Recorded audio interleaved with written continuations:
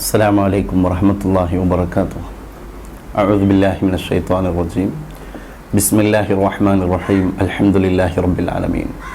اللهم صل على سيدنا محمد وعلى آله وصحبه أجمعين والحمد لله رب العالمين.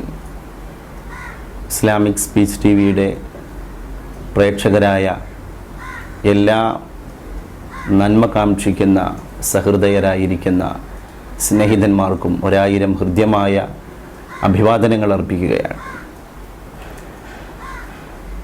വിശുദ്ധ സ്നേഹത്തിൻ്റെ,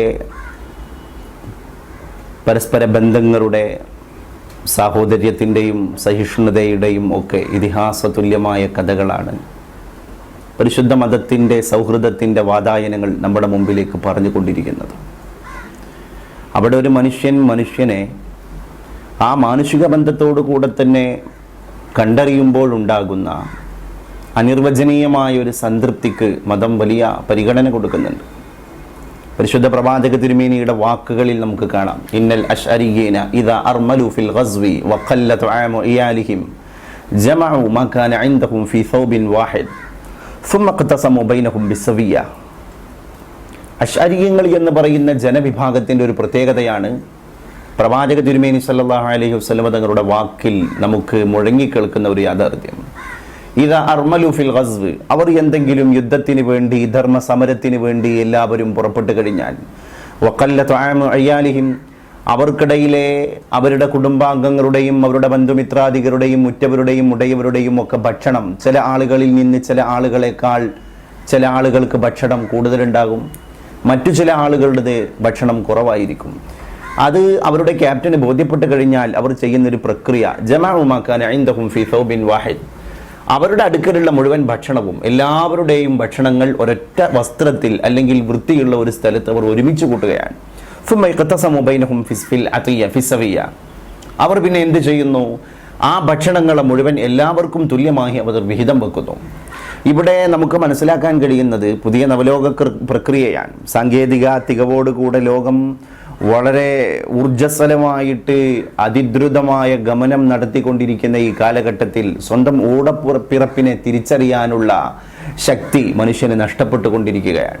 അള്ളാഹു ഖുർആനിലൂടെ പറഞ്ഞ പോലെ തന്നെ ഫലഹും ആദാനുൻ ലാ യസ്മഊന ബിഹാ, അവർക്ക് കർണപുടങ്ങളുണ്ട്, പക്ഷെ അതുകൊണ്ട് അവർ ശ്രവിക്കുന്നില്ല. ഫലഹും ആയുനിൻ ലാ യുബ്സിറൂന ബിഹാ, അവർക്ക് അള്ളാഹു കണ്ണ് നൽകിയിരിക്കുന്നു, പക്ഷേ അതിന് വേണ്ട രീതിയിലുള്ള കാഴ്ചയില്ല.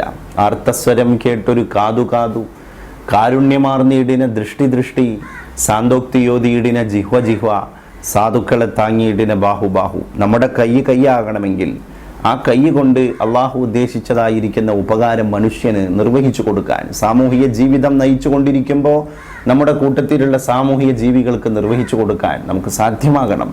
അത് എല്ലായിടത്തും അങ്ങനെ തന്നെയാണ്. പരസ്പരം സഹായിപ്പീൻ, പരസ്നേഹം പുലർത്തുവീൻ, നിരക്ഷരാമലീഖിത മദീഷ ശാസനം. ഈ പരസ്പര ബന്ധിതമായിരിക്കുന്ന പരസ്പര ആശ്രയങ്ങളാണ് മനുഷ്യൻ നടത്തിക്കൊണ്ടിരിക്കുന്നത്.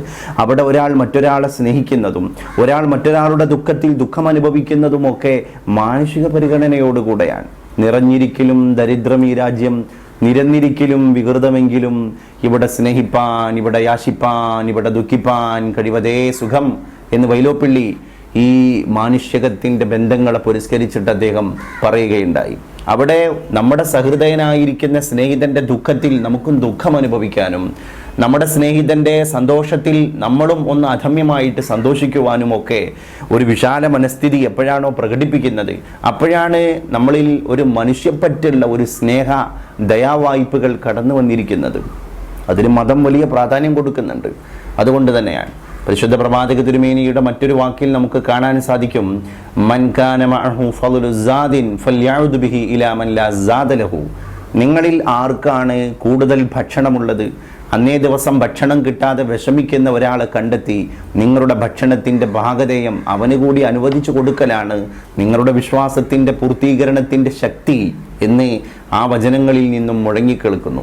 അതുകൊണ്ട് ഇവിടെ മാനവികതയുടെ സിദ്ധാന്തം, മനുഷ്യന് പരസ്പരം സഹകരിക്കുന്നതിൻ്റെ ഇതിഹാസ തുല്യമായിരിക്കുന്ന വലിയ സന്ദേശത്തെയാണ് മതം പരിശുദ്ധ പ്രവാചക തിരുമേനിയുടെ വാക്കുകളിലൂടെ നമുക്ക് ബോധ്യപ്പെടുന്നത്. ആ യാഥാർത്ഥ്യങ്ങളെ വീണ്ടും നല്ല രീതിയിൽ, ഗണ്യമായ രീതിയിൽ എല്ലാ മതസ്ഥരെയും ഉൾക്കാഴ്ചയോടുകൂടെ തന്നെ ബോധ്യപ്പെടുത്താനുള്ള ശക്തി നമ്മൾ സംഭരിക്കേണ്ടതുണ്ട്. അത് മറ്റുള്ളവരിലേക്ക് നമ്മൾ സ്വാംശീകരിക്കുകയും മറ്റുള്ളവരിലേക്ക് അതിനെ സന്നിവേശിപ്പിക്കുകയും ചെയ്യേണ്ടതുണ്ട്.